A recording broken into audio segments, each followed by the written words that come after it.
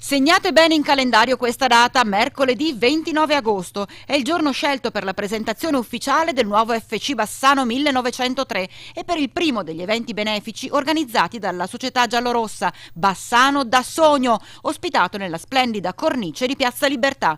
Una vera e propria cena di gala per oltre 500 persone, i cui proventi andranno devoluti interamente a Dote in Movimento, progetto ideato da Asso Sport in collaborazione con la Regione Veneto e CONI per supportare concretamente le famiglie nell'inserimento dei bambini nelle società sportive. L'obiettivo, dichiarato fin dal primo giorno infatti dal presidente Fabio Campagnolo, è quello di fare dell'FC Bassano 1903 molto di più di una squadra di calcio, e questa iniziativa rappresenta solo uno dei progetti benefici già in cantiere.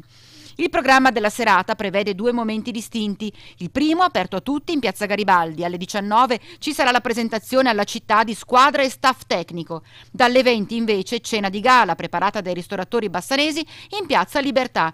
Ad aprire la serata alcuni canti alpini e a intrattenere gli ospiti durante la cena le note del violino elettronico di Louviers. Una serata di festa, insomma, per una Bassano da Sogno targata FC 1903.